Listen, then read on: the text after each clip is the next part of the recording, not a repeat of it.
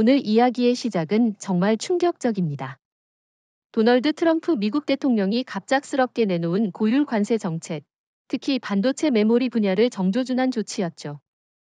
사실상 한국산 메모리 반도체에 대한 고율 관세 부과입니다. 청취자 여러분, 이 발표가 나온 순간 올가와 실리콘밸리는 말 그대로 패닉에 빠졌습니다. 맞습니다. 트럼프 대통령은 겉으로는 미국 기술 보호를 내세웠지만 정작 그 칼끝이 미국의 인공지능 산업 심장부를 겨눈 것이었죠. 한국이 전 세계 서버용 메모리 반도체의 70%를 공급하고 있다는 사실 다 아시죠? 이건 단순한 수치가 아니라 AI 시대의 산소 공급량과도 같습니다. 산소를 차단하면 어떤 결과가 벌어질지 뻔하죠. 저는 여기서 중요한 질문을 던지고 싶습니다. 트럼프는 정말 이 사실을 몰랐을까요? 아니면 알면서도 정치적 계산 때문에 강행한 걸까요? 제 생각엔 후자일 겁니다. 그는 전통적인 보호무역주의자고 선거를 앞두고 미국 내 제조업 기반 유권자들을 자극하려 했겠죠. 하지만 문제는 그가 공격한 대상이 철강이나 자동차가 아니라 AI 시대의 핵심 동력인 반도체였다는 겁니다. 이건 단순한 산업정책이 아니라 스스로 척추를 부러뜨리는 자해 행위와 다름없습니다. 그렇다면 한국의 입장은 어떨까요? 저는 이 상황이 오히려 한국에게 절호의 기회라고 봅니다. 왜냐하면 미국이 관세를 올린다고 해도 대체 공급처는 존재하지 않기 때문입니다. 중국의 시진핑 정부가 수십 년째 반도체 굴기를 외치고 있지만 여전히 한국 메모리의 품질과 안정성을 따라오지 못하죠. 일본은 어떻습니까? 이시바 시게루 총리가 아무리 기술국가 일본을 강조해도 일본은 이미 메모리 시장에서 퇴출당한 지 오래입니다. 맞습니다. 한국의 삼성전자와 SK하이닉스는 단순히 시장 점유율이 높은 게 아니라 기술적으로 2에서 3세대 앞서 있습니다. 특히 고대 역폭 메모리, HBM 분야는 AI 서버의 필수 부품인데 이건 미국의 엔비디아조차 한국 업체와 손잡을 수밖에 없습니다. 트럼프의 관세 폭탄은 사실상 엔비디아, 구글, 마이크로소프트 같은 자국 기업의 숨통을 조이는 격입니다. 바로 그 지점에서 저는 흥미로운 역설을 봅니다. 미국이 중국을 견제하려고 내린 조치가 결국 중국을 웃게 만들었죠.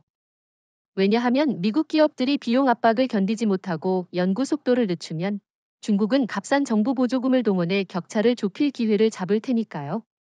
그런데 여기서 진짜 승자는 중국이 아니라 한국입니다.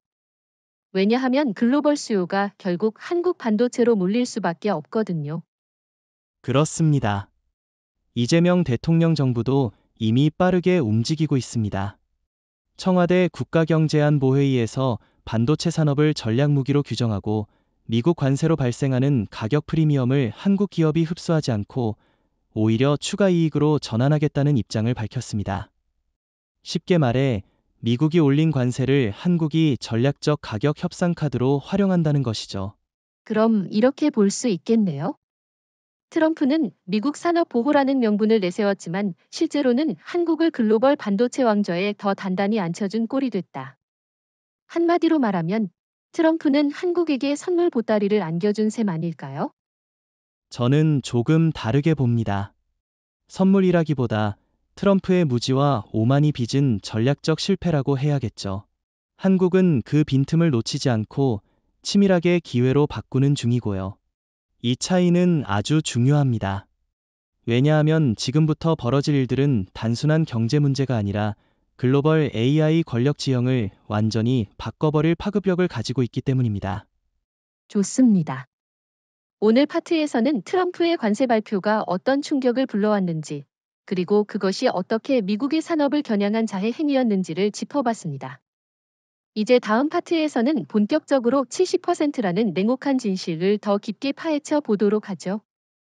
지난 파트에서 트럼프 대통령의 갑작스러운 관세 폭탄 이야기를 다뤘습니다. 오늘은 더 깊숙이 들어가 보겠습니다. 바로 70%라는 숫자, 이 냉혹한 진실 말입니다. 청취자 여러분, 미국의 AI 서버에 들어가는 메모리 반도체의 70% 이상이 한국에서 들어온다는 사실 알고 계셨습니까? 그렇습니다. 이건 단순한 통계가 아니라 현실을 직격하는 데이터입니다. 예를 들어 엔비디아가 만드는 AI GPU 서버를 생각해 보세요. GPU만 있다고 작동하는 게 아닙니다. 대용량 데이터를 처리하기 위해 초고속 메모리, 특히 한국이 장악한 HBM, 하이 밴디드스 메모리, 이 반드시 필요하죠. 만약 이 메모리가 공급되지 않으면 GPU는 단순한 쇳덩이에 불과합니다. 그런데 트럼프 대통령은 바로 이 메모리에 관세를 매겨버린 거죠. 아이러니 아닙니까? 미국이 자랑하는 AI 산업의 기반을 떠받치고 있는 건 미국 기업이 아니라 한국의 기술력이라는 겁니다. 그렇다면 질문 하나 던져보겠습니다. 만약 내일 한국이 미국으로 가는 수출을 잠깐이라도 중단한다면 어떤 일이 벌어질까요? 저는 그 상황을 디지털 블랙아웃이라고 부르고 싶습니다. 단 하루 만에 구글 클라우드, 아마존 AWS, 마이크로소프트 애저 같은 클라우드 기업들이 서버 확충 계획을 멈출 수밖에 없을 겁니다. 단순히 서비스 속도가 느려지는 수준이 아니라 새로운 AI 모델 학습 자체가 중단되는 거죠. 미국이 자랑하는 초거대 언어 모델 개발이 순식간에 멈춰버리는 겁니다. 이 대목에서 미국 언론조차 인정했습니다. 제가 최근 읽은 뉴욕타임스 기사에서는 미국의 AI 혁신은 한국 메모리 반도체의 인공호흡기를 의존하고 있다고 했습니다. 이 말이 너무 상징적이지 않습니까? 인공호흡기를 떼면 환자가 숨을 못 쉬듯 한국 반도체 없이는 미국 AI가 숨조차 못 쉰다는 이야기죠. 그렇다면 이런 의문이 생깁니다. 왜 미국은 그동안 이 문제를 해결하지 못했을까? 자국 내 메모리 반도체 산업을 키울 생각을 왜 안 했을까요? 답은 간단합니다. 미국은 반도체 설계에는 강하지만 제조 특히 메모리 대량 양산에서는 한국을 따라올 수가 없었습니다. 수율, 안정성, 가격 경쟁력, 모든 면에서 한국이 압도적이었기 때문입니다. 저는 이 점이 중요하다고 봅니다.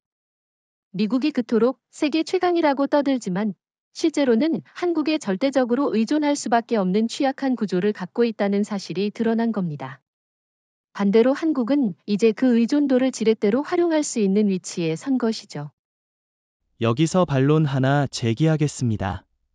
일부에서는 중국이 메모리 반도체에서 빠르게 추격 중이니 한국이 안심할 수 없다고 말합니다. 시진핑 정부가 어마어마한 보조금을 쏟아붓고 있으니까요. 하지만 결과는 뻔합니다. 중국 업체들은 여전히 디램조차 안정적으로 생산하지 못합니다. 불량률이 높고 글로벌 클라우드 기업들이 신뢰하지도 않습니다. 결국 AI 서버라는 최첨단 무대에서는 한국 반도체만이 유일한 선택지입니다. 좋습니다. 그렇다면 일본은 어떻습니까? 아베 시대 이후 일본은 반도체 부활을 외쳤지만 현실은 이미 메모리 시장에서 완전히 밀려난 상태 아닙니까? 이시바 시게루 총리가 아무리 일본 기술의 재도약을 외쳐도 이미 20년 전에 경쟁력을 잃어버린 상황입니다. 일본은 소재 장비 일부에서 여전히 영향력이 있지만 완제품 메모리 시장에서는 존재감이 없습니다. 맞습니다. 오히려 일본이 할 수 있는 건 한국을 견제하는 소재 규제 정도죠. 하지만 2019년 일본의 수출 규제 사태를 기억하십니까? 한국은 오히려 그 위기를 계기로 소재 부품 장비 국산화를 빠르게 추진해 독립성을 강화했습니다. 결과적으로 일본은 한국을 무릎 꿇리기는커녕 스스로 시장 영향력을 잃었습니다. 이런 맥락에서 보자면 70%라는 숫자는 단순히 공급 비율이 아니라 권력 비율이라고 봐야 합니다. 한국은 세계 AI 시대의 생명줄을 쥐고 있고 미국조차 거기에 매달려 있는 겁니다. 만약 트럼프 대통령이 이 구조를 무시하고 관세 폭탄을 계속 밀어붙인다면 결국 피해는 미국 스스로가 떠안게 되겠죠. 결국 정리하면 이렇습니다. 한국은 더 이상 단순한 공급업체가 아니라 미국 AI 산업을 살리는 숨줄이자 글로벌 AI 패권을 좌우하는 전략적 국가입니다. 트럼프의 정책은 이 냉혹한 70%의 현실을 무시한 채 정치적 계산에만 몰두한 결과이며 그 대가는 미국이 치를 수밖에 없습니다. 좋습니다. 오늘 파트에서는 왜 이 70%가 단순한 통계가 아닌지, 그리고 그것이 어떤 전략적 의미를 가지는지를 깊이 살펴봤습니다. 이제 다음 파트에서는 관세 이후 실제로 가격이 어떻게 폭등했는지, 그리고 그것이 미국 AI 산업에 어떤 출혈을 초래했는지 본격적으로 다뤄보도록 하겠습니다. 지난 시간에는 미국 AI 산업이 한국산 메모리 반도체의 70% 이상 의존하고 있다는 냉혹한 현실을 짚어봤습니다. 오늘은 관세 부과 이후 실제로 어떤 일이 벌어졌는지, 특히 가격 폭등과 그로 인한 미국 기업들의 출혈에 대해 심층적으로 다뤄보겠습니다. 네, 바로 그 부분이 핵심입니다. 트럼프 대통령의 고율 관세 조치가 발표되자마자 글로벌 메모리 반도체 가격은 단기간에 25에서 30% 가까이 폭등했습니다. 단순히 관세만 오른 게 아니라 수요 불안 심리까지 겹쳐 투기성 매입이 이어졌죠. 결과적으로 미국의 AI 서버 기업들은 원가 부담이 눈덩이처럼 불어나기 시작했습니다. 제가 최근 만난 실리콘밸리 관계자는 이렇게 말했습니다. AI 스타트업들이 서버 한 대를 늘릴 때마다 눈물이 난다. 실제로 서버 한 대에 들어가는 메모리 비용이 기존 1만 달러 수준이었다면 관세 이후 1만 3천 달러 이상으로 치솟았습니다. 대형 기업이라면 버틸 수 있을지 모르지만 자금력이 약한 스타트업들은 연구 자체를 포기해야 하는 상황에 내몰리고 있습니다. 그렇습니다. 미국의 스타트업 생태계는 사실 AI 혁신의 원동력이었죠. 하지만 지금은 대기업조차도 고통을 호소하고 있습니다. 구글 딥마인드나 오픈AI 같은 곳은 수십억 달러를 투입해 모델을 학습시키는데 메모리 가격이 치솟으니 예산이 2배 가까이 불어나고 있습니다. 결국 연구 속도를 늦추거나 프로젝트를 중단할 수밖에 없는 상황이죠. 여기서 중요한 질문 하나 해볼까요? 왜 한국은 같은 메모리를 생산하면서도 타격을 거의 입지 않고 오히려 수익을 늘릴 수 있었을까요? 답은 간단합니다. 미국의 관세는 한국 기업을 직접 겨냥했다기보다 미국 기업의 수입 가격을 올린 것이기 때문입니다.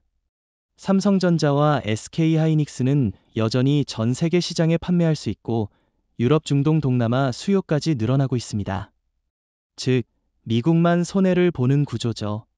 이재명 대통령 정부도 이를 전략적으로 활용하고 있습니다. 미국 시장에서 관세로 인한 가격 인상을 그대로 유지하면서 다른 지역에는 안정적 공급을 보장해 신뢰를 쌓고 있습니다. 이 대목에서 중국과 비교해 봅시다. 시진핑 정부는 중국 반도체 자립을 내세우지만 중국 내 메모리 반도체 품질은 여전히 글로벌 기준에 한참 못 미칩니다. 불량률이 높고 서버 최적화도 되지 않죠. 그래서 미국 기업들이 차라리 관세를 감수하고 한국 제품을 계속 들여오는 겁니다. 결국 중국은 대체 공급자가 되지 못했고 일본은 이미 시장에서 사라진 상태입니다. 맞습니다. 일본의 경우 1980에서 90년대만 해도 메모리 강국이었지만 지금은 흔적조차 찾기 어렵습니다. 이시바 시게루 총리가 일본 반도체 부활을 외친다지만 현실은 꿈에 불과합니다. 미국이 일본에 손을 벌려도 필요한 물량을 조달할 수 없고 품질도 기대하기 어렵습니다. 결국 남은 선택지는 한국뿐이죠. 그렇다면 트럼프 대통령은 왜 이런 자해적인 선택을 했을까요? 제 생각엔 정치적 선동이 목적이었습니다. 미국 유권자들에게 우리는 해외 의존을 끊고 자립한다는 이미지를 보여주려 했던 겁니다. 하지만 그 대가로 미국 AI 기업들이 매달 수십억 달러의 추가 비용을 떠안고 있다는 사실은 애써 외면하고 있죠. 저는 여기서 더 큰 문제를 봅니다. 단순히 비용 증가만이 아니라 연구의 기회비용이 날아가고 있다는 겁니다. AI 연구는 속도가 생명입니다. 구글, 오픈AI, 메타가 6개월 뒤처지는 순간 한국과 다른 나라 기업들이 시장을 장악하게 됩니다. 다시 말해, 트럼프의 관세 정책은 미국의 시간을 빼앗아가는 치명적 결과를 낳고 있는 겁니다. 정확한 지적입니다. 최근 블룸버그 리포트에서도 트럼프의 관세는 미국의 혁신을 늦추고 한국의 시장 지배력을 강화하는 효과를 냈다고 분석했습니다. 한국 기업들은 관세로 인한 가격 상승을 오히려 추가 이익으로 흡수하며 R&D에 재투자하고 있습니다. 반면 미국 기업들은 같은 돈으로 절반밖에 연구를 못하는 구조에 빠져버린 겁니다. 결국 정리하자면 이렇습니다. 가격 폭등은 한국에게는 수익 확대로, 미국에게는 출혈로 나타나고 있습니다. 트럼프 대통령은 미국을 보호한다는 명분을 내세웠지만 현실에서는 미국의 AI 산업을 피말리게 하고 있고 한국은 더욱 막강한 공급자 위치를 공고히 하고 있는 것이죠. 좋습니다. 오늘 파트에서는 가격 폭등이 어떤 파괴적 효과를 가져왔는지, 그리고 그것이 어떻게 미국의 출혈로 이어졌는지를 살펴봤습니다. 다음 파트에서는 이로 인해 실제 미국의 실리콘밸리에서 어떤 혼란과 붕괴 조짐이 나타나고 있는지 본격적으로 짚어보겠습니다. 이제 본격적으로 미국 내부에서 어떤 일이 벌어졌는지 살펴볼 차례입니다. 관세 폭탄 이후 메모리 반도체 가격이 급등하자 실리콘밸리는 공급망 혼란의 직격탄을 맞았습니다. 구글, 아마존, 마이크로소프트 같은 빅테크 기업조차도 안정적인 조달에 실패하면서 연구 일정이 줄줄이 무너졌죠. 맞습니다. 특히 서버용 메모리는 단순히 가격 문제를 넘어 시간과 안정성이 핵심입니다. 공급망이 흔들리면 신규 데이터 센터 구축 계획이 모조리 연기됩니다. 제가 알기로 구글은 원래 내년 상반기까지 미국 내 신규 AI 데이터 센터 2곳을 완공할 계획이었는데 관세로 인한 불확실성 때문에 착공을 늦췄습니다. 결국 수천 명의 일자리가 지연됐고 클라우드 서비스 속도 개선도 미뤄졌습니다. 그런데 여기서 흥미로운 게 하나 있습니다. 미국 기업들이 당장 대체 공급처를 찾으려 했는데 현실은 전혀 따라주지 않았다는 점이죠. 중국은 여전히 불량률이 높고 일본은 이미 경쟁력이 없으니 실리콘밸리가 손을 쓸 수 없었던 겁니다. 다시 말해 미국 기업들은 울며 겨자 먹기로 한국산 반도체를 계속 수입할 수밖에 없었는데 문제는 가격이 두세 배로 뛰었다는 거죠. 그렇습니다. 실제로 엔비디아 내부 관계자가 이렇게 말했습니다. 우리는 GPU는 만들 수 있어도 메모리는 한국에 없으면 아무것도 아니다. 공급망 불안정은 단순히 회계상의 문제를 넘어서 연구개발 계획 자체를 뒤흔들어 놓았습니다. AI 모델을 훈련하려면 수십만 개의 GPU와 수백만 개의 메모리가 필요합니다. 그런데 그 핵심 부품이 제때 들어오지 않으니 실리콘밸리 전체가 멈칫하게 된 것이죠. 저는 여기서 질문 하나 하고 싶습니다. 그렇다면 미국이 자국 내에서 반도체 공장을 직접 짓는 방법은 없을까요? 예컨대 트럼프 정부가 인텔이나 마이크론의 대규모 투자를 유도해서 공급망을 내재화하려는 시도를 하지 않았습니까? 좋은 지적입니다. 하지만 현실은 이상과 달랐습니다. 인텔은 서버용 CPU에서는 강자지만 메모리에서는 이미 사업을 접었거나 축소했습니다. 마이크론은 디램과 낸드 분야에서 어느 정도 생산하지만 대규모 AI 서버에 필요한 HBM 기술력에서는 삼성과 SK 하이닉스를 따라올 수가 없습니다. 기술력 격차가 최소 2에서 3년 이상 벌어져 있다는 게 업계의 평가입니다. 결국 미국이 당장 공장을 세운다고 해도 그 시간 동안 연구는 정지 상태가 될 수밖에 없는 겁니다. 그러니 결국 공급망 혼란이 실리콘밸리 전체를 흔드는 사태로 이어진 거군요. 저는 최근 흥미로운 사례를 들었습니다.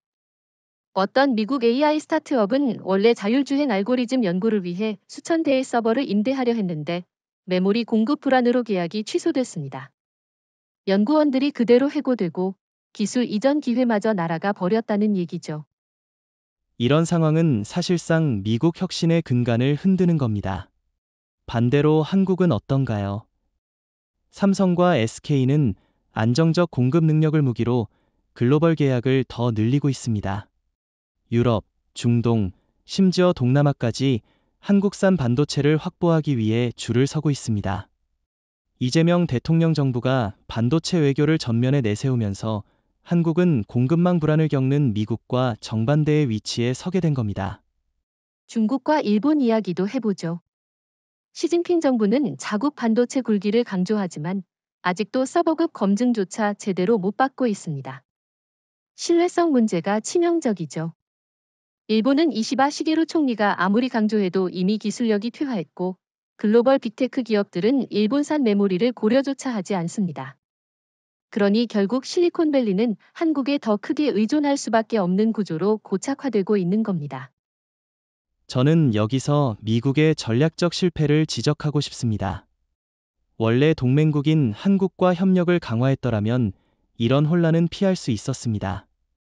하지만 트럼프 대통령은 보호무역이라는 이름으로 동맹을 적으로 돌렸습니다. 그 결과 미국은 공급망 붕괴라는 자해적 위기를 맞고 있고 한국은 오히려 글로벌 공급망의 중심 국가로 부상하고 있습니다. 결국 실리콘밸리의 몰락조짐은 단순히 경제 문제가 아니라 정치적 문제이기도 합니다. 미국 내부에서조차 트럼프가 미국 기술 산업의 목을 조이고 있다는 비판이 쏟아지고 있습니다. 청취자 여러분, 오늘은 공급망 붕괴가 어떻게 실리콘밸리를 무너뜨리고 있는지 살펴봤습니다. 다음 파트에서는 이 혼란 속에서 누가 웃고 있는지, 바로 한국과 중국의 대비된 모습에 대해 더 깊이 들어가 보겠습니다. 앞선 파트에서 우리는 실리콘밸리가 관세와 공급망 혼란으로 사실상 무너져 내리고 있다는 현실을 짚어봤습니다. 그런데 이 상황을 보며 웃고 있는 나라들이 있죠. 바로 중국과 한국입니다. 그러나 웃음의 질과 깊이는 확연히 다릅니다. 중국은 일시적이고 얕은 웃음이고 한국은 구조적이고 장기적인 웃음을 짓고 있습니다. 네, 먼저 중국의 경우부터 살펴보죠. 시진핑 정부는 이번 상황을 기회의 창으로 보고 있습니다.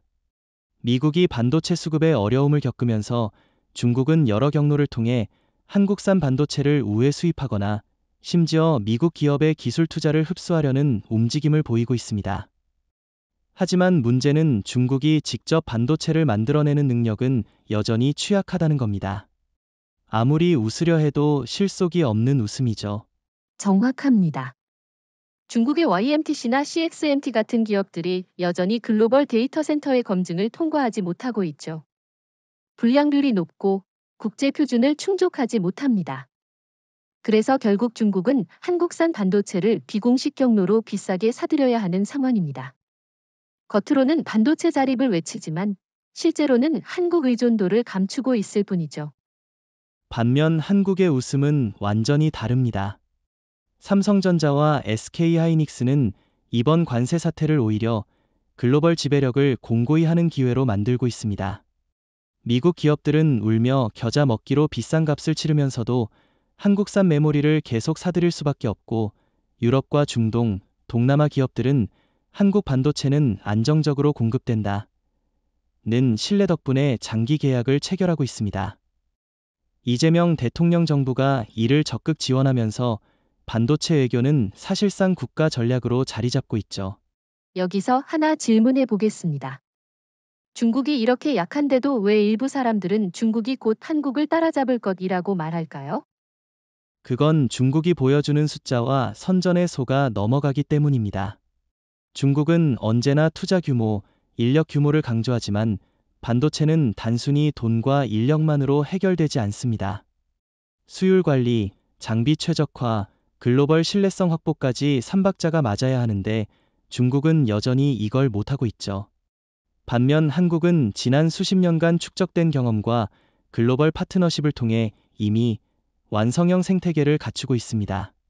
맞습니다. 일본과 비교해도 차이가 분명하죠. 일본은 한때 메모리 강국이었지만 지금은 소재와 장비 일부만 간신히 명맥을 유지하고 있습니다. 이시바 시게루 총리가 일본 부흥을 외친다고 해도 글로벌 AI 전쟁의 핵심 무대에서 일본은 사실상 배제돼 있습니다. 반면 한국은 생산, 기술, 외교력까지 삼박자가 맞아떨어지며 세계의 중심으로 떠올랐습니다. 이 차이가 바로 한국의 구조적 웃음입니다. 미국이 관세로 자해를 하고 중국은 기회만 노리다. 결국 한국 반도체에 의존할 수밖에 없고 일본은 이미 역사의 뒤안길로 사라진 상황. 이런 구도 속에서 한국은 가격 주도권과 공급망 신뢰성을 동시에 손에 넣었습니다. 저는 여기서 한 가지 흥미로운 사례를 공유하고 싶습니다.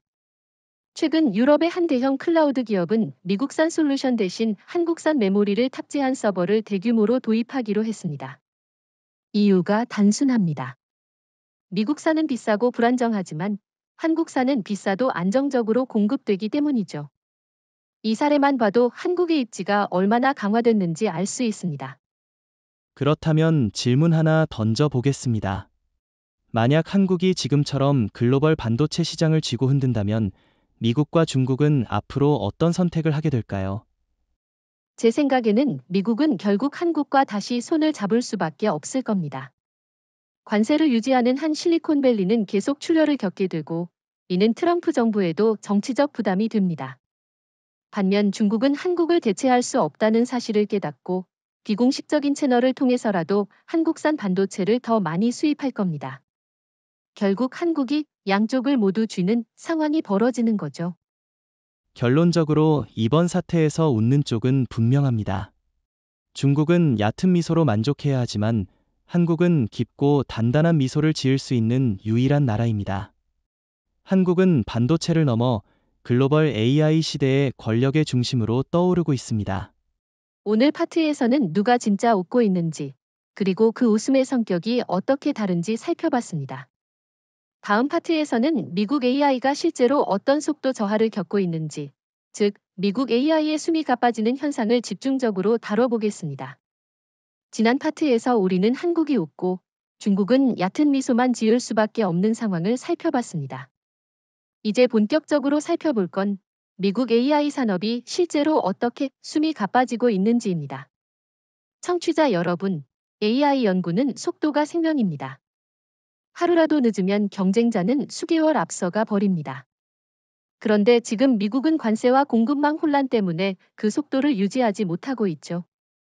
맞습니다. AI 모델 학습 비용이 2배로 치솟으면서 가장 먼저 타격을 받은 건 연구 일정입니다. 구글 딥마인드가 원래 올해 안에 내놓으려던 차세대 언어 모델은 이미 공개가 내년으로 미뤄졌습니다. 오픈AI 역시 GPT 5.5급 모델을 준비하다가 서버 비용 문제로 훈련 일정을 축소했다고 전해집니다. 단순한 연기가 아니라 글로벌 패권 경쟁에서 치명적인 뒤처짐을 의미합니다. 여기서 흥미로운 대목은 미국의 스타트업들이 거의 숨을 못 쉬는 수준으로 몰리고 있다는 겁니다. 실리콘밸리의 한 자율주행 스타트업 대표가 이렇게 말했습니다. 이제는 자금 조달을 받아도 연구를 못한다. GPU는 구했는데 메모리를 못 구한다. 결과적으로 투자자들이 등을 돌리고 인재들이 한국과 유럽으로 빠져나가는 상황이 벌어지고 있습니다. 실제로 최근 몇 달 사이 한국 반도체 업체들과 직접 협력하려는 미국 연구자들의 러브콜이 늘고 있습니다. 삼성이나 SK하이닉스 연구소와 협업하려는 움직임이 가시화되고 있고 일부는 아예 한국으로 연구 거점을 옮기려는 계획도 세우고 있죠. 이건 단순한 공급망 문제가 아니라 지식과 인재의 흐름까지 한국 중심으로 재편되고 있다는 신호입니다. 그런데 트럼프 대통령은 여전히 강경합니다. 그는 이건 일시적 고통일 뿐 결국 미국 산업이 자립하게 될 것이라고 주장하죠. 하지만 저는 묻고 싶습니다. 자립은 몇 년이 걸릴까요? 5년? 10년? 그 사이에 AI 시장 판도는 완전히 뒤집힐 수 있습니다. 이미 한국은 글로벌 계약을 통해 장기 우위를 확보하고 있는데 미국은 시간을 잃고 있는 겁니다. 정확히 짚으셨습니다. AI 연구에서 가장 큰 자산은 데이터와 시간입니다. 데이터를 빠르게 학습해 모델을 출시하는 자가 시장을 장악합니다. 그런데 지금 미국은 학습을 멈추거나 늦출 수밖에 없으니 자연스럽게 한국이나 중국이 추월할 기회를 갖게 됩니다. 하지만 아까도 말했듯 중국은 품질에서 한계가 있고 결국 시장은 한국이 주도할 가능성이 높습니다. 여기서 한국의 전략이 빛을 발합니다. 이재명 대통령 정부는 AI 반도체 연구개발에 국가 차원의 지원을 아끼지 않고 있고 삼성과 SK는 HBM 생산 능력을 계속 확장하고 있습니다. 한국은 지금 이 기회를 이용해 AI 반도체 강국을 넘어 AI 연구 생태계까지 함께 키워가는 중입니다. 이건 단순히 돈을 버는 차원이 아니라 세계 지식 질서를 주도하겠다는 선언과 다름없습니다. 미국 내 전문가들도 이를 우려합니다. 최근 MIT 테크놀로지 리뷰에 실린 칼럼에서는 이렇게 경고했습니다. AI 경쟁에서 한국은 앞으로 미국을 추월할 수 있는 유일한 나라다. 이유는 기술력과 공급망 모두 한국이 장악했기 때문이다. 저는 이 지적이 매우 의미 있다고 봅니다. 한국은 이미 단순한 부품 공급국이 아니라 연구 속도를 결정하는 시계의 주인이 된 겁니다. 맞습니다. 저는 최근 한 가지 상징적인 사례를 접했습니다. 유럽의 한 연구 컨소시엄이 미국 대신 한국과 손잡고 차세대 언어 모델 개발을 추진하기로 했다는 겁니다.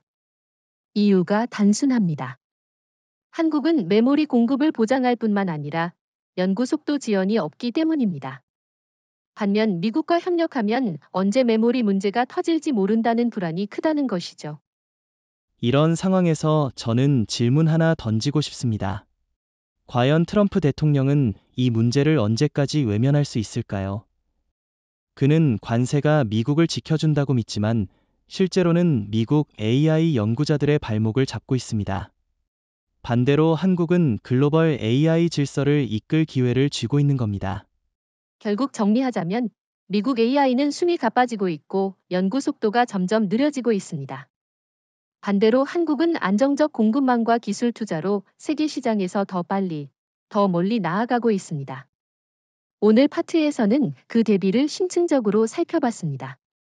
다음 파트에서는 AI 기술이 단순히 연구실을 넘어 군사 분야에까지 연결되는 문제, 즉 AI와 전장의 결합에 대해 다뤄보겠습니다. 지금까지 우리는 미국 AI 연구 속도가 어떻게 늦춰지고 있는지를 살펴봤습니다. 그런데 AI 기술은 단순히 연구실에서 끝나는 게 아닙니다. 실제 전장과 직결됩니다. 청취자 여러분, 인공지능은 이제 무기체계와 군사 전략의 핵심이 되었습니다. 그런데 미국이 한국 반도체에 의존하면서 연구 속도가 떨어진다면 이는 곧 미국 군사력의 약화로 이어지는 심각한 문제로 발전할 수밖에 없습니다. 맞습니다. AI는 이제 전투드론, 미사일 유도 시스템, 심지어 전자전까지 거의 모든 분야에 결합되고 있습니다. 한국이 최근 개발한 차세대 KDDX 구축함이나 KAI의 무인 전투기 개발 프로젝트를 보면 모두 AI가 핵심 엔진 역할을 하고 있죠. 그런데 이런 무기를 운용하려면 방대한 데이터를 초고속으로 처리할 수 있는 메모리 반도체가 필수입니다. 결국 한국이 공급하는 반도체가 군사력의 실제 수준까지 결정하게 된다는 겁니다. 그렇다면 중요한 질문 하나 던져보겠습니다. 만약 미국이 지금처럼 연구 속도를 늦춘다면 그 공백을 누가 메우게 될까요? 바로 한국입니다. 예를 들어 한국은 이미 미사일 방어 시스템에 AI를 적용한 L3 차세대 요격 체계를 개발 중인데 이는 단순히 미국의 TJD를 보조하는 수준이 아니라 독자적 알고리즘을 탑재한 자율 요격 시스템을 목표로 하고 있습니다. 이 모든 것은 한국 반도체와 AI 연구가 결합했기 때문에 가능한 일입니다. 반면 미국은 GPU와 소프트웨어 역량은 있어도 메모리 병목으로 시스템 전체 성능을 끌어올리지 못하는 상황에 처해 있습니다. 흥미로운 점은 미국이 군사적으로 중국을 견제하려 하지만 정작 중국은 반도체 기술 부족으로 첨단 AI 무기 개발에서 한국보다도 뒤처지고 있다는 겁니다. 시진핑 정부는 군민융합을 외치지만 중국 무기 체계는 여전히 데이터 처리 속도에서 한계를 보이고 있죠. 반면 한국은 실험실 연구와 전장 적용이 거의 동시에 진행되는 드문 나라입니다. 네, 한국의 국방과학연구소 ADD와 삼성, 한화, LI진엑스원 같은 민간 기업이 긴밀하게 협력하는 구조가 있기 때문입니다. 전 세계적으로도 이렇게 민군이 동시에 움직이며 AI와 반도체를 무기에 적용하는 나라는 거의 없습니다. 미국은 민간 기술이 군에 전용되는 과정에서 정치적, 윤리적 제약이 많고 중국은 품질 부족으로 신뢰성이 떨어집니다. 일본은 아예 전장 기술 응용에서 발을 뺀 상태죠. 그렇다면 이렇게 묻고 싶습니다. 트럼프 대통령의 관세 정책이 단순히 경제적 타격을 넘어서 미국의 군사적 패권까지 흔드는 결과를 낳을 수 있지 않겠습니까? 저는 그렇게 봅니다. 미국이 AI 무기 개발 속도를 늦추면 한국은 오히려 속도를 올려 세계 무기 시장에서 더 강력한 위치를 차지하게 됩니다. 예를 들어 최근 중동 국가들이 한국산 K9 자주포나 천무 다연장 로켓을 구매하는 이유도 단순히 가격 때문이 아닙니다. 한국 무기 체계가 AI 기반 전술 네트워크와 결합되어 있기 때문에 실전 효율성이 훨씬 높기 때문입니다. 미국산 무기는 여전히 전통적 구조에 갇혀 있고 중국산은 신뢰성이 낮습니다. 좋습니다. 여기서 하나 더 짚어보죠. 이재명 대통령 정부는 반도체와 AI를 단순히 산업이 아니라 국가 안보 전략 자산으로 규정했습니다. 그래서 AI 반도체 국방 삼각축을 통해 한국의 군사력을 독자적으로 끌어올리고 있습니다. 그 결과 한국은 미국의 동맹국이면서도 동시에 독자적 군사 강국으로 부상하고 있죠. 정확합니다. 트럼프 대통령이 보호무역을 내세우며 동맹의 기술을 제약하려 할수록 한국은 오히려 독립적인 군사 산업 생태계를 강화하게 됩니다. 역설적으로 미국이 한국을 더 강하게 만드는 꼴이 되어버린 것이죠. 이는 일본이나 중국이 절대 따라갈 수 없는 속도와 구조적 장점입니다. 결국 미국의 관세 정책은 연구실에서 전장까지 연결된 모든 분야를 흔들고 있습니다. 미국은 숨이 차서 뒤처지고 중국은 여전히 품질이 벽을 넘지 못하고 일본은 역사의 뒤편에 남았습니다. 반대로 한국은 연구실에서 전장까지 이어지는 전방위 생태계를 구축하며 글로벌 군사력 판도를 뒤흔들 준비를 하고 있습니다. 오늘 파트에서는 AI 연구가 어떻게 전장으로 이어지고 그 과정에서 한국이 왜 결정적 우위를 점할 수밖에 없는지를 살펴봤습니다. 다음 파트에서는 미국 빅테크 기업들이 이 혼란 속에서 어떤 반발을 하고 있는지 그들의 목소리와 전략을 집중적으로 다뤄보겠습니다. 앞선 파트에서 우리는 AI 기술이 군사력과 직결된다는 사실을 확인했습니다. 그런데 정작 미국 내부에서는 트럼프 대통령의 관세 정책에 대한 불만이 터져나오고 있습니다. 바로 빅테크 기업들입니다. 구글, 마이크로소프트, 아마존, 엔비디아 같은 거대 IT 기업들이 이 정책 때문에 숨이 막히고 있다고 목소리를 내고 있죠. 맞습니다. 실리콘밸리에서는 이미 트럼프가 미국의 미래 먹거리를 죽이고 있다는 비판이 공개적으로 나오고 있습니다. 구글의 전 임원은 최근 포브스 인터뷰에서 한국산 메모리 반도체 없이는 차세대 AI 모델을 훈련할 수 없다. 그런데 트럼프가 그 생명줄에 세금을 매겼다. 이건 국가적 자해다 라고 말했습니다. 이런 발언이 단순한 개인 의견이 아니라 업계 전체의 공통된 인식이라는 점이 중요합니다. 저는 특히 엔비디아의 사례가 상징적이라고 봅니다. 엔비디아는 GPU로 세계를 장악했지만 실제로 그 GPU가 힘을 발휘하려면 삼성과 SK하이닉스가 공급하는 HBM 메모리가 반드시 필요합니다. 그런데 관세로 인해 조달 비용이 폭등하면서 엔비디아조차도 제품 가격을 올릴 수밖에 없었고 이는 곧 글로벌 AI 시장에서 미국 경쟁력이 떨어지는 결과로 이어졌습니다. 여기서 흥미로운 점은 미국 빅테크들이 단순히 불만을 토로하는데 그치지 않고 있다는 겁니다. 실제로 그들은 로비를 통해 백악관과 의회를 압박하고 있습니다. 이 상태가 지속되면 중국과 한국에 뒤처진다는 경고 보고서가 의회에 제출된 것으로 알려졌습니다. 실리콘밸리의 거대 자본과 정치권의 충돌, 이건 단순한 경제 문제를 넘어서 정치적 갈등으로 비화하고 있습니다.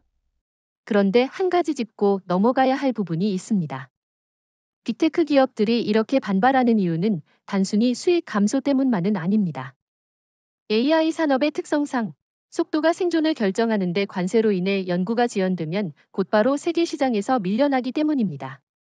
이건 단순히 기업의 이익 문제가 아니라 미국 국가 경쟁력의 문제입니다. 그렇다면 질문 하나 해보겠습니다. 빅테크 기업들이 이렇게 거세게 반발한다면 트럼프 대통령은 결국 물러설까요? 저는 회의적입니다. 트럼프 대통령은 유권자들에게 강경 이미지를 보여주려는데 혈안이 되어 있습니다. 그는 중국과 한국 같은 나라에 더 이상 의존하지 않겠다는 정치적 구호를 계속 외칠 겁니다. 하지만 아이러니컬하게도 그 구호 때문에 미국 빅테크 기업들이 한국에 더 무릎 꿇을 수밖에 없는 상황이 되고 있습니다. 여기서 한국의 전략적 위치가 드러납니다. 미국 빅테크 기업들이 공개적으로 한국을 옹호하기 시작했거든요. 구글 클라우드 부문 임원은 최근 컨퍼런스에서 우리는 삼성과 SK하이닉스 없이는 사업을 할 수 없다. 한국은 단순한 공급자가 아니라 파트너라고 말했습니다. 이건 사실상 한국을 미국 산업의 숨줄로 인정한 것이죠. 반대로 일본은 어떻습니까? 일본은 여전히 기술 대국이라는 자부심을 외치지만 실제로는 미국 빅테크들로부터 파트너로 언급조차 되지 않습니다. 이시바 시게루 총리가 반도체 부활을 주장해도 현실은 과거의 영광에 불과합니다. 빅테크 기업들이 선택하는 건 일본이 아니라 한국입니다. 중국도 마찬가지입니다. 시진핑 정부가 아무리 거대한 반도체 투자 계획을 내놓아도 미국 빅테크 기업들은 중국산 메모리를 쓰지 않습니다. 불량률, 보안 리스크, 그리고 국제 신뢰성 문제 때문이죠. 결국 선택지는 한국뿐이고 한국은 그 사실을 누구보다 잘 알고 있습니다. 결국 빅테크의 반발은 한국의 기회가 되고 있습니다. 미국 내에서조차 한국이 없으면 안 된다는 인식이 굳어지고 있고, 이는 한국이 앞으로 더 유리한 협상 지위를 확보하는 발판이 됩니다. 이재명 대통령 정부가 반도체를 국가전략 자산으로 천명한 것도 바로 이런 흐름을 정확히 짚었기 때문입니다. 정리하자면 트럼프 대통령의 관세 정책은 미국 내부의 거대 기업들과 정치권의 갈등을 불러일으키고 있습니다. 하지만 이 갈등의 본질은 결국 한국의 전략적 가치를 재확인하는 과정입니다. 미국 빅테크들이 아무리 반발해도 한국 없이는 생존할 수 없다는 진실이 더욱 선명해지고 있습니다. 오늘 파트에서는 빅테크의 반발과 저항이 어떻게 미국 내 정치와 산업을 뒤흔들고 있는지를 다뤘습니다. 다음 파트에서는 이 갈등이 금융시장에 어떤 충격을 주었는지, 즉 나스닥이 어떻게 흔들렸는지를 본격적으로 살펴보겠습니다. 지난 파트에서는 빅테크 기업들의 반발을 이야기했죠. 그런데 그 반발은 단순히 산업 내부에서만 끝나지 않았습니다. 금융시장, 특히 나스닥에 곧바로 충격을 주었습니다. 청취자 여러분, 나스닥은 전 세계에서 기술주의 심장과도 같은 시장입니다. 여기가 흔들리면 단순한 기업 문제가 아니라 미국 경제 전체가 흔들리는 거죠. 맞습니다. 트럼프 대통령이 관세 정책을 발표한 직후 나스닥은 이틀 만에 7% 가까이 하락했습니다. 그 중에서도 반도체와 클라우드 관련 주식이 직격탄을 맞았죠. 엔비디아, 마이크로소프트, 아마존 주가가 줄줄이 떨어졌습니다. 투자자들이 가장 두려워하는 건 불확실성인데 관세 때문에 공급망이 불안정해지고 연구 속도가 늦춰진다는 사실이 공개되자 바로 주식을 팔아치운 겁니다. 그런데 흥미로운 건 투자자들이 어디로 이동했는가 하는 점입니다. 많은 자금이 한국과 대만 주식시장으로 흘러갔습니다. 삼성전자와 SK하이닉스 주가는 오히려 상승세를 보였고 반도체 ETF에도 돈이 몰렸습니다. 즉, 트럼프의 관세가 미국 나스닥을 흔들고 한국 기업에 자금을 몰리게 하는 역설을 만든 셈입니다. 저는 이 지점에서 한국의 전략적 위치가 더욱 공고해지고 있다고 봅니다. 글로벌 자본은 냉정합니다. 미국 대통령이 뭐라고 떠들든 이익이 보장되는 쪽으로 움직입니다. 그런데 지금은 한국이야말로 안정적 공급망과 확실한 기술력을 가진 유일한 투자처로 평가받고 있는 겁니다.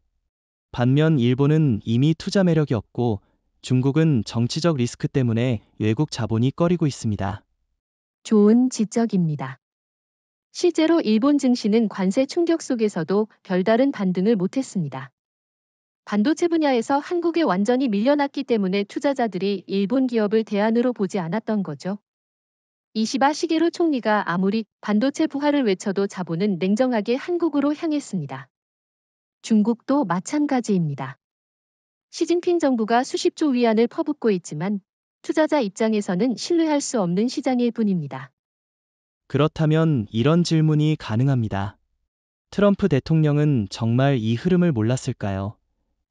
투자자들이 등을 돌리면 나스닥이 흔들리고 그 충격은 곧 미국 가계와 정치의 직격탄이 될 텐데 말이죠.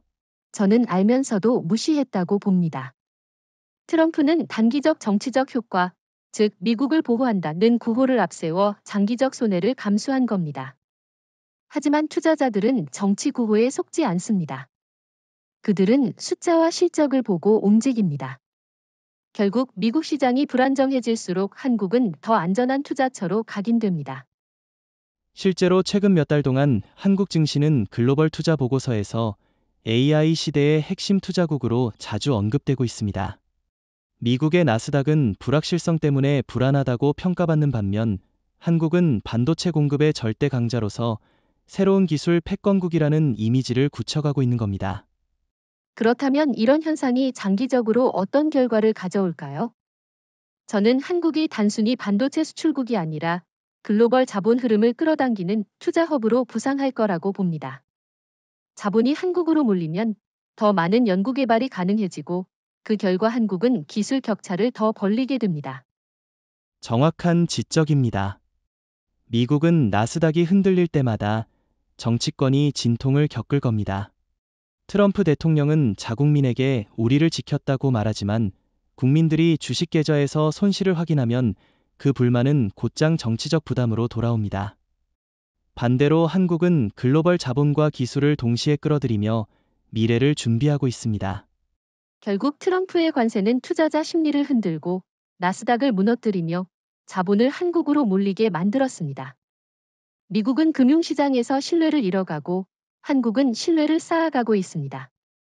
오늘 파트에서는 이 투자자 심리의 변화를 심층적으로 다뤘습니다. 다음 파트에서는 이렇게 흔들린 미국을 뒤로하고 한국이 어떻게 AI 세계의 새로운 중심축으로 부상하고 있는지 이야기해 보겠습니다. 지난 파트에서 우리는 투자자 심리가 어떻게 한국을 향하고 나스닥이 흔들렸는지를 살펴봤습니다. 이제 본격적으로 이야기해 볼 차례는 한국이 어떻게 전 세계 AI 산업의 새로운 척추, 즉 중심축이 되었는가 하는 부분입니다. 청취자 여러분, 과거에는 실리콘밸리가 인공지능의 뇌였다면 지금은 한국 반도체가 그 뇌를 움직이게 하는 척추 역할을 하고 있습니다. 맞습니다. 삼성전자와 SK하이닉스가 공급하는 고대역폭 메모리 HBM과 서버용 디램은 전 세계 AI 데이터 센터에서 사실상 표준으로 자리 잡았습니다. 엔비디아, 구글, 마이크로소프트, 아마존 등 모든 빅테크가 한국산 메모리를 기반으로 AI 훈련을 하고 있습니다. 즉, 한국이 공급을 멈추거나 가격을 조정하면 세계 AI의 심장 박동이 달라지는 거죠. 이건 단순한 산업적 지위가 아니라 전략적 권력입니다. 여기서 중요한 질문 하나 던져보겠습니다. 왜 한국이 다른 나라가 아닌 척추가 되었을까요? 일본도 반도체 강국이었다고 하지만 지금은 기억 속에서조차 사라졌습니다. 중국은 엄청난 돈을 투자하고 있지만 여전히 품질이 벽을 넘지 못하고 있죠. 미국은 설계와 소프트웨어에서는 앞서지만 제조 특히 메모리 분야에서는 한국을 대체하지 못합니다. 결국 삼각 구도 속에서 한국만이 압도적 지위를 차지하게 된 겁니다. 그렇습니다. 일본은 한때 1980에서 90년대 메모리 강자였지만 이미 시장 점유율을 상실했고 글로벌 클라우드 기업들의 신뢰도 잃었습니다. 중국은 시진핑 정부가 수십조 위안을 퍼부어도 불량률 문제와 국제표준 인증을 넘지 못하고 있습니다. 결국 남는 건 한국뿐입니다. 이재명 대통령 정부가 전략적으로 이 기회를 활용해 AI 반도체 패권을 선언한 것도 바로 이런 배경에서입니다. 저는 이 상황을 역사의 아이러니라고 표현하고 싶습니다. 트럼프 대통령은 관세로 미국을 보호한다고 주장했지만 결과적으로 한국을 전 세계 AI 산업의 필수축으로 더 공고히 만들어 주었습니다. 세계 투자자들과 빅테크 기업들이 한국을 대체 불가능한 국가로 인정하게 된 것이죠. 여기에 더해 한국은 단순히 반도체만 공급하는 게 아닙니다. 삼성과 SK는 AI 연구소를 직접 운영하며 글로벌 파트너십을 통해 AI 알고리즘 연구에도 적극적으로 참여하고 있습니다. 예컨대 최근 삼성은 유럽 연구기관과 협력해 초대형 언어 모델 프로젝트에 참여했는데 이는 단순한 공급자에서 벗어나 공동 설계자로 역할을 확대하는 의미가 있습니다. 맞습니다. 이건 과거 일본이 절대 하지 못했던 길입니다. 일본은 소재와 장비에만 머물렀지만 한국은 부품 공급에서 시작해 기술 주도, 그리고 연구 설계까지 들어가고 있습니다. 즉, 척추에서 이제는 두뇌와 신경망까지 연결하려는 단계에 도달한 겁니다. 그렇다면 질문 하나 해봅시다. 앞으로 한국이 이 위치를 얼마나 오래 유지할 수 있을까요? 혹시 미국이나 중국이 따라잡지는 않을까요? 저는 당분간은 불가능하다고 봅니다. 미국은 제조 역량이 부족하고 중국은 품질 문제와 정치적 리스크 때문에 글로벌 신뢰를 얻기 어렵습니다. 일본은 이미 뒤처졌고요. 한국은 기술, 인재, 외교력, 그리고 투자자들의 신뢰까지 모두 확보했습니다. 따라서 한국은 최소 10년 이상 이 지위를 공고히 할 수 있다고 생각합니다. 저도 동의합니다. 게다가 이재명 대통령 정부는 AI 반도체 주권을 국가 전략으로 선언했습니다. 이는 단순히 기업 차원이 아니라 국가 차원에서 척추 역할을 유지 강화하겠다는 의지입니다. 이미 한국은 공급망을 다변화하고 유럽 중동과 장기 계약을 체결해 미국 외에도 안정적인 고객 기반을 확보했습니다. 결국 지금의 현실은 명확합니다. 세계 AI 산업은 한국이 움직이는 방향에 따라 흔들리고 있습니다. 한국이 진정한 의미에서 세계의 척추가 된 것이죠. 미국은 그 척추에 기대어 겨우 버티고 있고 중국은 그 척추를 따라잡으려 몸부림치고 있습니다. 일본은 이미 경기장 밖에 밀려났습니다. 오늘 파트에서는 한국이 어떻게 세계 AI의 새로운 척추가 되었는지를 다뤘습니다. 다음 파트에서는 이렇게 한국이 중심이 된 상황에서 미국이 어떻게 다시 한국에 의존하게 되는지 그 역설적 관계를 집중적으로 살펴보겠습니다. 지난 파트에서는 한국이 AI 세계의 새로운 척추로 자리 잡았다는 이야기를 나눴습니다. 그런데 이제 더 흥미로운 국면이 펼쳐졌습니다. 바로 의존 관계의 역전입니다. 과거에는 한국이 미국의 기술과 시장에 의존한다고 말했지만 지금은 상황이 완전히 뒤집혔습니다. 이제는 미국이 한국을 필요로 하는 시대가 온 것이죠. 맞습니다. 불과 몇 년 전만 해도 한국 반도체가 미국 시장 없이는 버틸 수 없다는 주장이 많았습니다. 하지만 지금은 오히려 미국 AI 산업이 한국 반도체 없이는 생존할 수 없다는 것이 더 정확한 현실이 됐습니다. 트럼프 대통령의 관세 정책이 이런 역설을 더 뚜렷하게 드러내버렸죠. 저는 이 상황이 미국 입장에서는 굉장히 불편할 것이라 봅니다. 스스로를 세계 기술 패권국이라고 자부했는데 정작 가장 핵심적인 부품은 한국의 목을 메고 있으니까요. 그래서 트럼프 대통령은 관세를 유지하면서도 뒤로는 한국 정부와 기업의 공급 보장을 요청하는 이중적 태도를 취할 수밖에 없습니다. 실제로 그런 정황이 포착됩니다. 최근 워싱턴 정가에서는 미국 상무부 관계자들이 삼성과 SK 하이닉스 경영진을 비공식적으로 만나 미국 내 데이터 센터용 반도체 공급을 안정적으로 보장해달라고 요청했다는 보도가 나왔습니다. 앞에서는 압박하지만 뒤에서는 도움을 청하는 겁니다. 이게 바로 의존 역전의 상징적인 모습이 아닐까요? 흥미로운 건 한국이 이제 더 이상 미국의 눈치를 보지 않는다는 겁니다. 이재명 대통령 정부는 우리는 세계 시장을 대상으로 움직인다는 원칙을 세우고 유럽과 중동, 아시아 여러 나라들과 장기 계약을 체결했습니다. 즉, 미국이 협력적 태도를 보이지 않는다면 공급 우선순위에서 밀릴 수도 있다는 경고 메시지를 사실상 보내고 있는 셈입니다. 여기서 일본과 비교하면 더 극명해집니다. 일본은 아직도 미국의 하청 구조에 묶여 있습니다. 첨단 소재 일부를 공급하긴 하지만 전략적 협상 지위는 거의 없습니다. 반면 한국은 지금 미국과 대등하거나 오히려 우위에서 협상하는 상황이죠. 이건 과거미 일 관계와는 전혀 다른 새로운 동맹 모델을 보여줍니다. 중국도 잊을 수 없죠. 시진핑 정부가 자급을 외치지만 여전히 고성능 메모리를 확보하지 못해 한국 반도체에 간접적으로 의존합니다. 그런데 미국이 한국과 협력하지 않으면 아이러니컬하게도 한국 반도체가 중국으로 더 많이 흘러갈 수도 있는 상황입니다. 미국 입장에서는 정말 난처한 구도가 아닐 수 없습니다. 맞습니다. 그렇기 때문에 미국은 겉으로는 강경해도 속으로는 한국을 설득해야 하는 구조입니다. 트럼프 대통령이 공개석상에서는 우리는 한국 의존을 줄일 것이라고 말하지만 실리콘밸리 CEO들과 만나면 정반대의 이야기를 한다고 합니다. 결국 미국 빅테크들이 워싱턴에 압박을 가하면서 한국과 협력하지 않으면 미국은 끝이라는 메시지를 전달하고 있는 거죠. 이런 상황은 한국 입장에서는 굉장히 유리합니다. 과거에는 미국의 승인과 보고를 받아야 했다면 이제는 미국이 한국의 신뢰와 협력을 얻기 위해 노력하는 단계가 된 겁니다. 저는 이것이야말로 한국이 진정한 전략 자율성을 확보한 순간이라고 생각합니다. 저도 동의합니다. 사실 동맹이란 일방적 의존이 아니라 상호 필요 위에서 균형을 이루어야 합니다. 지금은 한국이 미국을 필요로 하기보다 미국이 한국을 더 절실하게 필요로 하는 국면으로 이동했습니다. 이 변화는 단순한 산업 구조가 아니라 동맹의 본질까지 흔드는 사건입니다.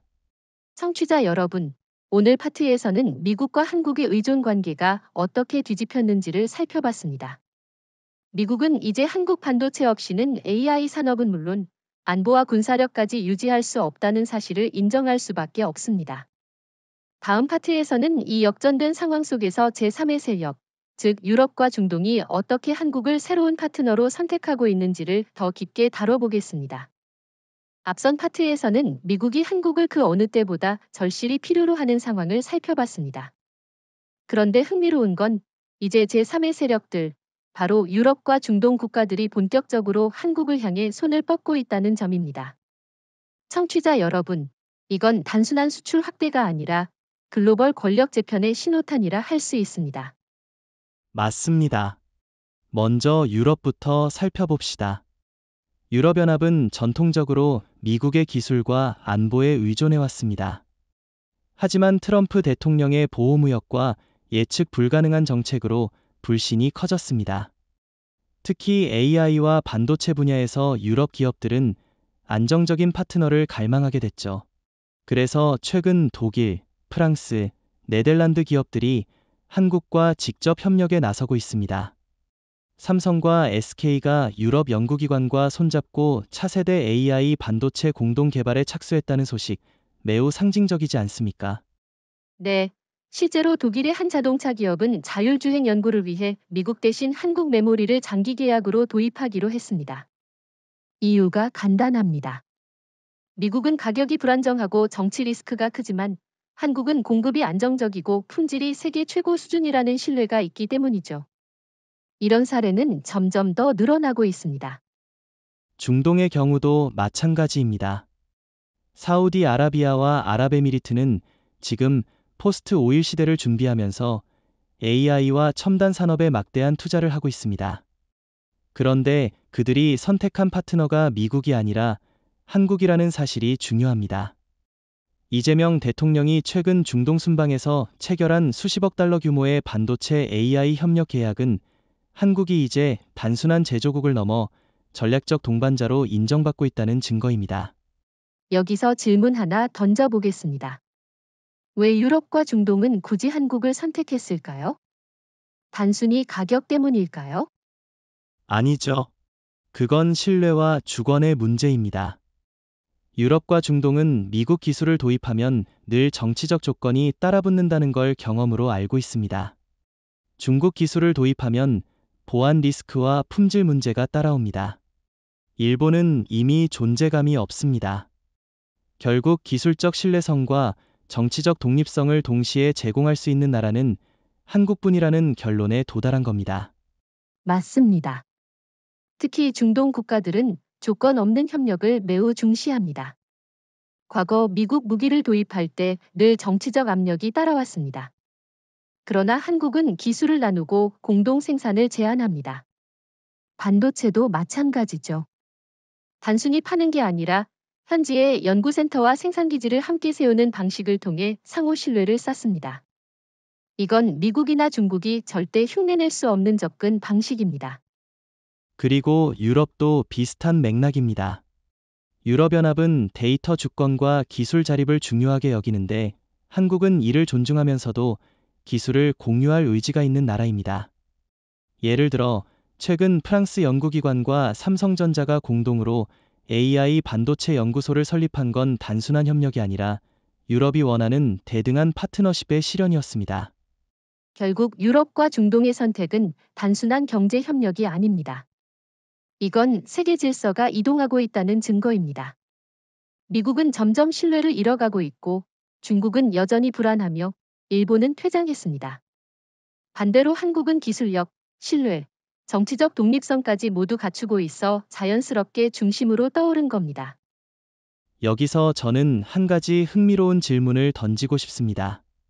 만약 미국이 지금처럼 관세를 유지한다면 유럽과 중동은 앞으로도 계속 한국을 선택할까요? 제 생각에는 그렇습니다. 오히려 그럴수록 한국의 입지는 더 강화될 겁니다. 미국이 불안정할수록 제3의 세력은 대체제를 찾게 되는데 그 대체제가 한국일 수밖에 없기 때문입니다. 그래서 저는 트럼프의 관세가 한국의 글로벌 파트너십을 확대시키는 의도치 않은 선물이 들고 있다고 봅니다. 정리하자면 유럽과 중동이 한국을 선택한 건 단순히 기술 때문이 아니라 정치적 신뢰와 독립성 때문입니다. 한국은 이제 단순한 아시아 강국이 아니라 글로벌 파트너십의 중심에 서 있는 나라가 되었습니다. 오늘 파트에서는 유럽과 중동이 왜 한국을 선택했는지, 그리고 그것이 세계 질서의 재편을 의미하는지 다뤘습니다. 다음 파트에서는 이런 상황 속에서 트럼프 대통령이 어떤 함정에 빠지고 있는지, 즉 정치적으로도 경제적으로도 벗어나기 어려운 딜레마에 대해 심층적으로 살펴보겠습니다. 앞선 파트에서 우리는 유럽과 중동이 왜 한국을 새로운 파트너로 선택했는지 살펴봤습니다. 오늘은 시선을 다시 미국으로 돌려보겠습니다. 트럼프 대통령은 지금 스스로 만든 정책 덫에 갇혀 있습니다. 관세를 철회하자니 정치적 신뢰를 잃고 계속 유지하자니 경제와 산업이 피를 흘리는 상황이죠. 맞습니다. 트럼프 대통령이 내세운 슬로건은 단순했습니다. 미국을 보호하겠다. 하지만 그 결과는 오히려 미국이 더 큰 타격을 입는 것이었습니다. 만약 지금 관세를 철회한다면 유권자들은 당신이 잘못 판단했다라고 비난할 겁니다. 그렇다고 관세를 계속 유지하면 실리콘밸리와 나스닥이 무너져 버리죠. 이건 전형적인 진퇴양난, 자업자득이라고 할 수 있습니다. 저는 이 상황을 정치적 자해라고 표현하고 싶습니다. 트럼프는 관세 정책으로 당장 지지층의 환호를 얻었지만 장기적으로는 미국의 미래 산업을 스스로 죽이고 있습니다. 그런데 문제는 이 정책 덫이 너무 깊다는 겁니다. 후퇴하면 패배, 전진하면 파괴, 어느 쪽도 길이 없는 상황이죠. 여기서 흥미로운 점은 미국 내 빅테크 CEO들과 금융계 인사들이 이미 트럼프에게 직접 항의하고 있다는 사실입니다. 구글, 아마존, 엔비디아, 마이크로소프트 등 업계 리더들은 이 상태가 1년만 더 지속되면 미국은 AI 패권을 완전히 잃는다고 경고했습니다. 하지만 트럼프는 정치적 체면 때문에 쉽게 물러서지 못하고 있습니다. 이건 단순히 산업계와 정치계의 충돌을 넘어 미국 동맹 구조 전체를 흔들 수 있습니다. 만약 트럼프가 관세를 철회하지 않고 고집을 부린다면 한국은 미국보다 유럽, 중동과 협력을 강화할 것이고 이는 곧 미국의 국제적 고립으로 이어질 수 있습니다. 그런데도 트럼프는 표를 의식해 정책을 바꾸지 못하고 있죠. 저는 이런 상황이 한국에게 전략적 기회라고 생각합니다. 트럼프의 덫이 깊어질수록 한국의 협상 지위는 더 강해집니다. 왜냐하면 미국은 결국 한국의 반도체 없이는 버틸 수 없기 때문에 언젠가는 무릎을 꿇고 협상 테이블에 나와야 합니다. 한국은 그때까지 공급망을 다변화하고 글로벌 파트너십을 공고히 하면 됩니다. 그렇다면 질문 하나 던져보겠습니다. 트럼프가 혹시 극적인 반전을 노려 관세를 전격 철회할 가능성은 없을까요? 가능성은 있지만 그 순간 그는 정치적으로 큰 타격을 입을 겁니다. 강한 지도자라는 이미지가 깨지고 미국 내부에서 무능한 대통령이라는 낙인이 찍힐 수 있죠. 그래서 오히려 그는 끝까지 관세를 유지할 가능성이 높습니다. 문제는 그렇게 되면 미국 경제와 기술이 더 빠르게 무너진다는 겁니다. 아이러니하지 않습니까? 정말 아이러니합니다. 트럼프가 미국을 지키겠다고 한 정책이 결국 미국을 해치고 한국을 더 강하게 만드는 결과를 낳고 있으니까요. 저는 이것이야말로 21세기판 베트남 전쟁과 같은 전략적 실패라고 봅니다. 당시 미국은 전쟁에서 이긴다고 믿었지만 결과는 참담했죠. 지금도 마찬가지입니다. 좋은 비유입니다. 사실 미국 내부 전문가들도 비슷한 분석을 하고 있습니다. 최근 MIT 교수 한 명은 트럼프의 관세는 미국이 21세기 기술 전쟁에서 스스로 패배를 자초하는 행위라고 말했습니다. 반면 한국은 그 공백을 빠르게 채우며 새로운 승자로 부상하고 있습니다. 청취자 여러분, 오늘 파트에서는 트럼프 대통령이 만든 정책덫과 그로 인한 미국의 자해적 상황을 다뤘습니다. 이제 다음 파트에서는 이 덫이 어떻게 한국의 전략적 도약으로 이어지고 있는지, 즉 한국이 이 기회를 어떻게 세계 패권 재편의 발판으로 삼고 있는지를 본격적으로 살펴보겠습니다. 지난 파트에서 우리는 트럼프 대통령이 스스로 만든 정책덫에 갇혀 있다는 점을 확인했습니다. 오늘은 한국이 바로 그 공백을 어떻게 기회로 삼아 전략적 도약을 이루고 있는지 이야기해 보겠습니다. 청취자 여러분, 이건 단순히 경제 문제를 넘어 세계 질서 재편과 직결된 주제입니다. 맞습니다. 이재명 대통령 정부는 반도체를 단순한 산업이 아니라 국가 생존 자산으로 규정했습니다. 실제로 청와대는 국가안보회의에서 반도체를 무기, 에너지, 식량과 같은 전략 자원으로 취급하기 시작했습니다. 이는 한국이 공급망 주도권을 활용해 글로벌 권력 지형을 재편하겠다는 선언이기도 합니다. 여기서 중요한 질문 하나 던져보겠습니다. 한국이 정말 세계 질서를 바꿀 수 있을까요? 미국, 중국, 일본 같은 전통 강국들 사이에서 말이죠. 저는 가능하다고 봅니다. 그 이유는 간단합니다. AI와 반도체는 21세기 기술 전쟁의 핵심 동력이고 한국은 그 척추를 쥐고 있기 때문입니다. 미국은 의존도가 높아졌고 중국은 품질 장벽을 넘지 못했으며 일본은 퇴장했습니다. 결과적으로 한국이 중심에 서게 된 것이죠. 이재명 정부는 이 기회를 놓치지 않고 반도체 외교를 전면화하며 세계 각국과 장기 계약을 체결하고 있습니다. 실제로 중동 국가들과 맺은 협력 계약은 굉장히 상징적입니다. 과거에는 미국만이 중동에서 기술 패권을 쥐고 있었지만 이제는 한국이 반도체와 AI 협력을 통해 전략 파트너로 올라섰습니다. 사우디아라비아와 아랍에미리트가 한국을 선택했다는 건 단순히 기술 때문이 아니라 신뢰와 조건 없는 협력 때문입니다. 유럽도 마찬가지입니다. 독일과 프랑스는 미국 대신 한국과 손잡고 AI 반도체 공동 연구를 시작했습니다. 이건 단순한 거래가 아니라 세계 질서의 변화를 보여주는 사건입니다. 미국이 불안정할수록 유럽은 한국을 선택할 수밖에 없습니다. 저는 이 과정을 전략적 도약이라고 표현하고 싶습니다. 한국은 단순히 부품 공급국에서 글로벌 권력 설계자로 진화하고 있습니다. 이제 한국은 우리가 공급을 멈추면 세계가 멈춘다는 메시지를 전할 수 있는 위치에 도달했습니다. 이건 경제적 힘을 넘어 외교적, 군사적 힘으로 확장될 수 있습니다. 맞습니다. 이미 한국은 AI 반도체를 기반으로 무기 체계까지 확장하고 있습니다. KDDX 구축함, 차세대 전투기, 무인 드론 올 오브 디즈는 한국 반도체와 AI 기술이 결합된 결과물입니다. 미국은 여전히 군사력으로 우위를 주장하지만 그 기반 기술이 한국에 의존하는 상황이 벌어지고 있습니다. 그럼 이렇게 질문해 보겠습니다. 한국이 앞으로 더 나아가 세계 패권의 설계자가 되려면 무엇이 필요할까요? 첫째, 공급망 다변화입니다.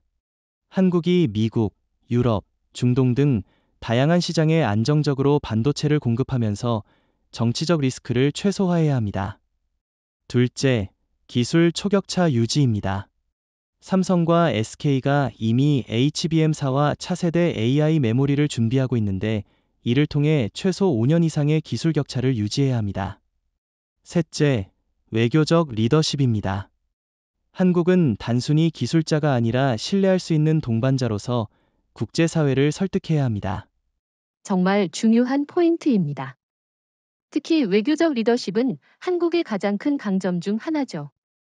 한국은 과거 식민지 경험, 전쟁 경험을 통해 강대국의 오만함을 잘 압니다. 그래서 한국은 다른 나라들과 대등한 파트너십을 구축하는 데 능숙합니다. 이건 미국이나 중국이 절대 흉내낼 수 없는 부분입니다. 결국 트럼프 대통령의 정책덫은 한국에게는 전략적 도약의 발판이 되었습니다. 미국은 스스로 신뢰를 잃고 있지만 한국은 신뢰를 얻으며 세계 중심으로 올라섰습니다. 이게 바로 지금 벌어지고 있는 역사의 아이러니입니다.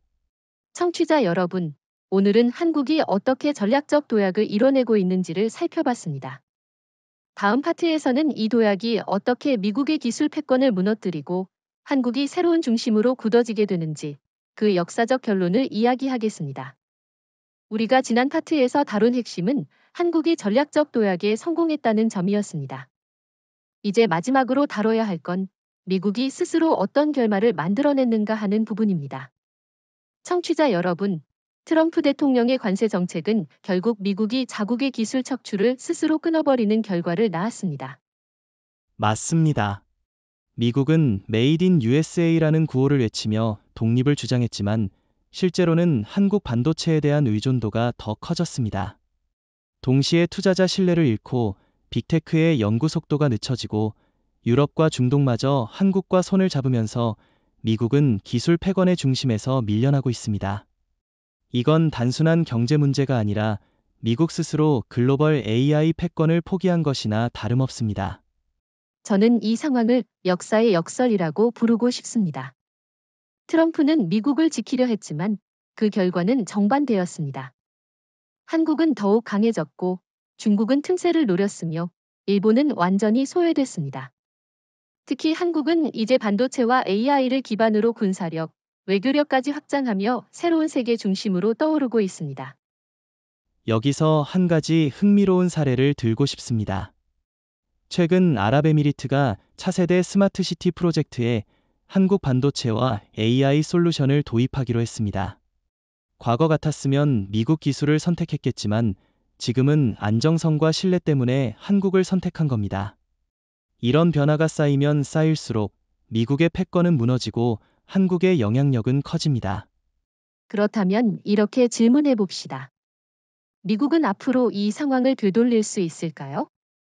저는 어렵다고 봅니다. 첫째, 미국은 이미 신뢰를 잃었습니다.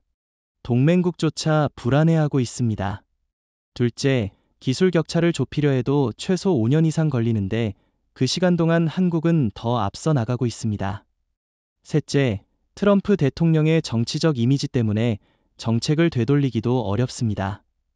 결국 미국은 장기적으로도 한국에 의존할 수밖에 없는 구조에 갇혔습니다. 맞습니다. 아이러니컬하게도 미국이 한국을 억제하려는 순간마다 한국은 더 강해졌습니다. 일본의 수출 규제 때도 한국은 자립을 이뤘고 이번 미국의 관세도 한국을 세계 기술의 척추로 만들어 주었습니다. 역사가 반복적으로 증명하는 건 한국은 위기를 기회로 바꾸는 힘을 가진 나라라는 사실입니다. 이제 한국은 단순한 공급자가 아니라 세계 질서를 설계하는 주체가 되었습니다. 미국은 스스로 기술의 척추를 끊었고 그 빈자리를 한국이 채웠습니다. 이재명 대통령 정부가 반도체를 전략 자산으로 선언한 것도 바로 이 순간을 예견한 선택이었을 겁니다. 청취자 여러분, 결국 결론은 명확합니다. 트럼프 대통령의 보호무역은 미국을 지키지 못했습니다. 오히려 미국의 산업을 약화시키고 한국을 세계 기술 패권의 새로운 중심으로 끌어올렸습니다. 역설의 결말은 분명합니다. 미국은 스스로 기술의 척추를 끊었고 한국은 그 자리에 새로운 뼈대를 세운 것입니다. 오늘 마지막 파트에서 우리는 이 거대한 흐름의 종착지를 확인했습니다. 앞으로 세계는 미국이 아니라 한국의 선택과 전략에 따라 흔들리게 될 것입니다. 한국이 진정한 의미에서 글로벌 기술 권력의 설계자가 된 것이죠. 여기까지 긴 여정을 함께 해주신 청취자 여러분께 감사드립니다. 우리는 지금 역사적 변곡점에 서 있습니다. 미국의 몰락과 한국의 도약, 이것이 바로 21세기의 새로운 이야기입니다.